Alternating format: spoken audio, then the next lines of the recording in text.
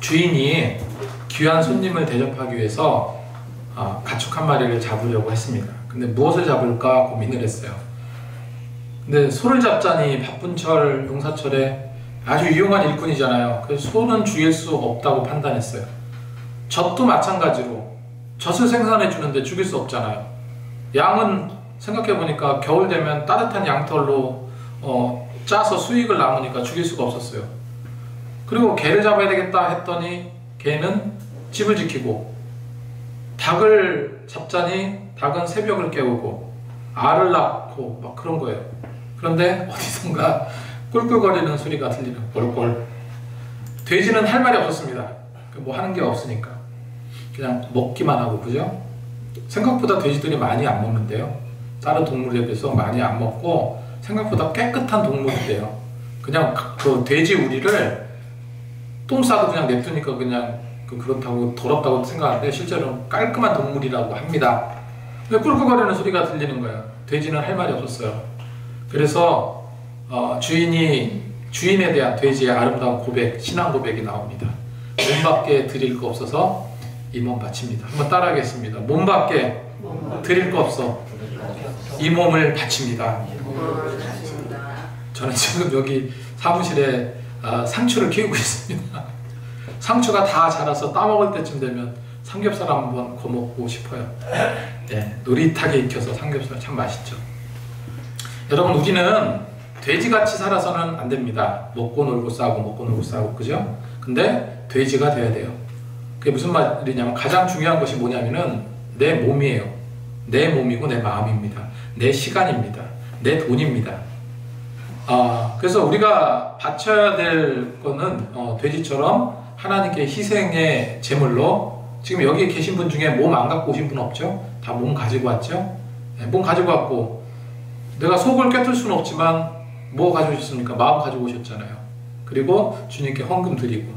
그러니까 이렇게 돼지 같은 인생이 되지 말고 그냥 돼지가 되었으면 좋겠습니다.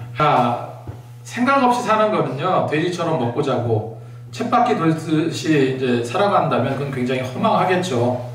도전 정신도 없고 그렇게 산다는 것은 힘든 일이에요.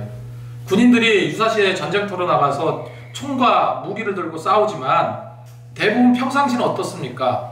아차 싶어서 한번 전쟁 뭐 이런 거 날 때 가서 총을 쏴보지 대부분은 그냥 똑같아요. 제초 작업하고 겨울에 눈 치우고요. 그냥 충성봉사, 그 상관의 명령에 복종하고 이런 게 전부입니다. 그리고 군기가 사라지면 안 되니까 군사훈련 받고, 이게 전부예요. 마찬가지로 우리는 뭡니까? 평상시에는 그냥 주님의 일 하면서 내 일 열심히 하면 되는 거예요. 근데 유사시가 있겠죠. 그죠? 정말로 악한 마귀 사단이 우리를 우는 사자와 같이 덤벼들 때가 있습니다. 그때는 주님의 일꾼이 돼야 돼요. 그래서 열심히 일하고 주님께 희생봉사 정신을 주면서 살아야 됩니다. 그리고 마지막 환난 날, 마지막 날에는 어떻게 해야 됩니까? 돼지가 돼야죠. 돼지. 일사각오의 순교자의 신앙을 가지고 살아야 할 줄로 믿습니다. 주님께서 마지막에 주님 오실 때 뭐로 판단한다고 그랬습니까? 너희 믿음 지켰느냐? 너희들 사명 감당하느냐? 그거 보신다고 그랬잖아요. 여러분, 사명이라는 거 거창한 게 아니고, 사명이라는 것은요, 하나님께서 우리를 도대체 왜 불러주셨나? 우리가 하나님을 위해서 이 땅에서 무엇을 해야 될까? 어디에 초점을 맞추고 집중할 것인가? 이 물음에 대한 해답입니다. 이거 우리가 찾아야 되겠죠. 그래서 오늘 6절 말씀해 보니까 강하고 담대하라. 너는 내가 그들 조상에게 맹세하여 그들에게 주리라 한 땅을 이 백성에게 차지하게 하리라. 여호수아서는 모세가 죽고 난 이후부터의 이야기가 나옵니다. 모세가 어떻게 했습니까? 모세가 느보산에서 저 멀리 요단강, 보이는 요단강을 보면서 여리고성을 보면서 그 약속의 가나안 땅을 쳐다보면서 죽었어요. 그렇게 죽고 나서 어떡합니까? 거기서 장사 치르고 이제 이스라엘 백성들이 새로운 리더 누구예요? 눈의 아들 여호수아를 따라서 가나안으로 진군해 나가는 과정이 담겨 있는 것이 바로 여호수아서입니다. 재밌어요. 이거는 어떻게 보면 좋냐?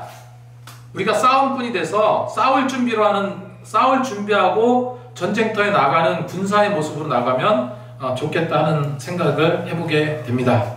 그래서 우리 믿는 자들은 항상 준비해야 되죠. 내 신앙의 준비, 세상을 향한 준비, 시험, 환난 극복할 준비, 늘 이런 준비가 되어야 할 줄로 믿습니다. 그래서 말씀대로 힘을 얻고 도전을 받으며 나가길 원합니다. 가나안을 정복하라, 이게 목표예요. 여호수아서는 어딜 정복하라고요? 가나안, 젖과 꿀이 흐르는 가나안. 오늘 우리 기쁨의 교회 목표는 뭡니까?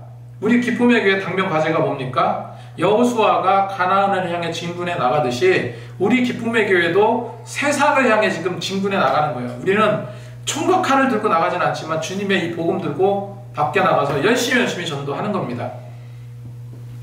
그래서 우리 기쁨의 교회는 하나님이 원하는 부흥을 위해서 진군해 나가요. 전진. 그런데 가나안이 그렇게 호락호락한 지역이 아니죠. 그래서 여호수아는 절망하고 또 때로는 낙심하고 공포스러워하고 저기 가서 내가 죽는 게 아닌가 이런 생각도 했을 겁니다. 하지만 하나님을 확실하게 믿었기 때문에 기도하면서 철저하게 가나안을 점령할 준비를 하고 오늘 막 이렇게 지시를 하는 거예요. 그래서 오늘 본문은 여호수아가 가나안 진군을 위해서 준비하고 백성들이 다짐하는 거예요. 어떤 다짐을 합니까? 내가 당신을 따르겠습니다. 따를 테니 강하고 담대하소서. 이게 백성의 고백입니다. 그래서 여호수아는 준비한 대로요, 하나님께 기도한 대로 이제 액션을 취하는 거예요. 저는 이거를 봤을 때 이 생각이 들었습니다. 이제 다빈 목사님이 이제 개척교회 힘들게 개척을 했어. 그래서 10명이 되고 20명이 되고 30명이 되고 100명이 되고 1000명이 되고 2000명이 되고 이제 목사님이 나이가 들어서 은퇴를 했어요. 그걸 모세라고 생각하자고요. 모세라고 생각하고 다빈 목사님이 은퇴하면 다른 목사님이 오시겠죠? 그죠? 근데 그 목사님도 나이 들었을까요? 아니죠. 한 40대 50대 안 된 젊은 목사가 와서 담임 목회를 하게 될 겁니다. 그러면 성도들이 어떻게 담임 목사를 바라보냐면 아이고 우리 목사님 어린 목사님 그러겠죠. 그죠? 왜? 그 은퇴한 목사님을 섬길 때 젊었을 때 섬겼는데 목사님이 나이 들어가듯이 그 목사님을 따랐던 성도들도 어떻게 되겠어요? 나이 들겠죠. 그러니까 나이가 오래됐는데 항상 그 나이 든 목사님을 이렇게 봤는데 젊은 40대 목사님이 담임으로 와서 보면 어떤 생각이 들까요? 아이고 참 우리가 잘해줘야지, 우리가 더 목사님을 기도해줘야지, 이런 생각 들겠죠? 그 생각을 했습니다.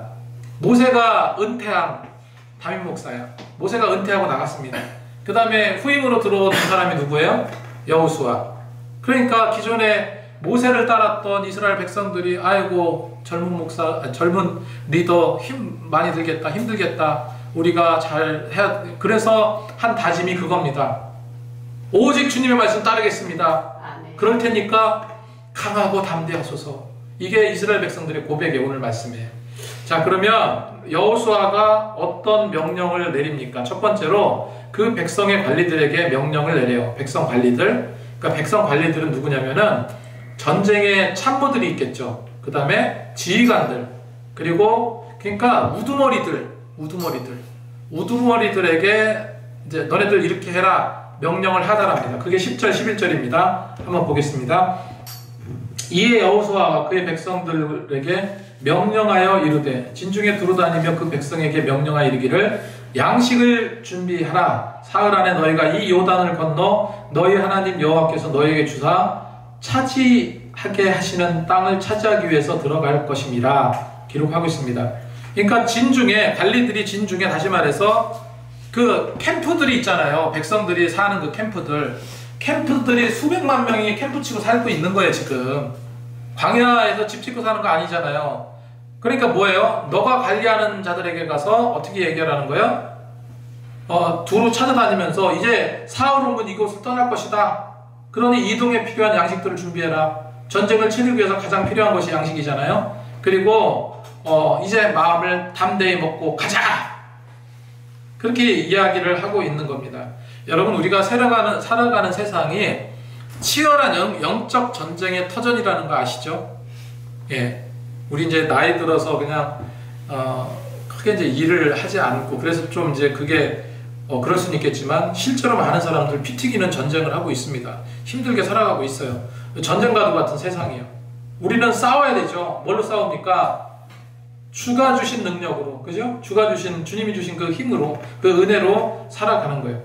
그래서 이스라엘 백성들이 가나안 족속을 향해서 나가 싸우듯이요, 우리도 영적 전쟁으로 지금 전시 상태다 이렇게 생각하고 나가면 좋아요. 그죠? 영적 전쟁터.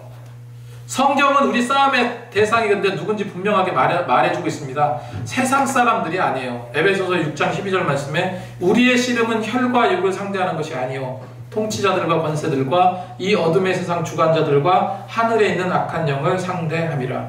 그러니까 우리가 당해낼 사람이 사실은 한 명도 없는 거예요. 한 명도. 근데 하나님의 전신갑주를 취해서 하나님을 앞장 세우면 다 이길 수 있는 겁니다. 그러니까 너희는 싸워라. 그러나 걱정하지 마라. 내가 앞장서서 싸워주겠다 하신 겁니다. 그래서 하나님의 전신갑주 에베소 6장 14절 17절 그런즉 서서 진리로 너희 허리띠를 띠고 의의 호신경을 붙이고 평안의 복음이 준비한 것으로 신을 신고 모든 것을 위해서 믿음의 방패를 가지고 이로써 능히 약한 자의 모든 불화살을 소멸하고 구원의 투구와 성령의 검 곧 하나님의 말씀을 가지라. 이렇게 기록하고 있습니다. 성령의 검은 여기서 이제 이대로 보면은 여기에서 가만히 한번 보세요. 자, 그러니까 집중하세요. 이 에베소서 6장에 있는 이 하나님의 전신갑주라고, 그러니까 전쟁터를 나갈 때 투구도 쓰고 칼도 들고 총도 하고 군복 입고 군화도 신고 띠도 두르고 방탄조끼 같은 것도 있고 뭐 수류탄도 이렇게 하고 그렇게 하고 나가잖아요. 그게 전신갑주입니다. 하나님의 영적 군인들, 군사들이 뭘 하는 거예요? 하나님의 전신갑주를 입고 나가는 거예요. 그런데 여기서 진리의 허리띠, 이게 방어 장비입니까? 공격 장비입니까? 전쟁터 나갈 때 공격용은 뭐예요? 총이나 칼이나 대포 이런 거죠? 적을 죽이는 거. 자, 보세요. 진리의 허리띠, 이게 공격용이에요? 방어용이에요? 크게 대답했어요? 방어용이죠. 의의 호심경, 그러니까 허리띠, 호심경이 뭐냐면요, 이거요. 옛날에는 요즘같이 허리띠가 있는 게 아니라 이 흘러내리는 바지예요. 그거를 묶고 더 이게 꽉 채우기 위해서 이렇게 허리띠의 역할을 한다고 생각하시면 됩니다. 자, 이거 공격용이에요? 방어용이에요? 방어용이죠. 평안의 신발. 빨리 말씀하세요. 방어용이죠. 믿음의 방패. 구원의 투구. 다 방어용이네. 그런데 유일하게 공격용이 하나 나옵니다. 이 성령의, 다른 건 아까 한 거는 다 방어용이에요. 근데 성령의 검은 뭐예요? 이 성령의 휘두르는 칼은 악한 마귀 사단을 찌를 수 있는 공격용 무기예요. 유일한 공격용 무기. 근데 중요한 게 뭐냐면요, 이 공격용 무기가 지금 이거는 비유를 한 거잖아요. 그게 뭔지 성경에 나와 있어요. 에베소서 6장 17절 말씀에 바로 이 성령의 검. 성령의 검이 뭐냐? 성령의 검은 곧 하나님의 말씀. 성령의 검 곧 하나님의 말씀을 가지라 했습니다. 그러니까 유일한 무기가 뭐냐면, 우리가 악한 마귀 사단을 상대할 때 유일한 무기가 뭐예요? 이거라는 거예요. 이거 성경. 성경 말씀이 유일한 공격용 무기입니다. 그래서 이 공격용 무기로 성령의 검, 하나님의 말씀을 가지라. 이것이 우리가 준비해야 될 영의 약식, 하나님의 말씀이다라고 성경은 말하고 있습니다.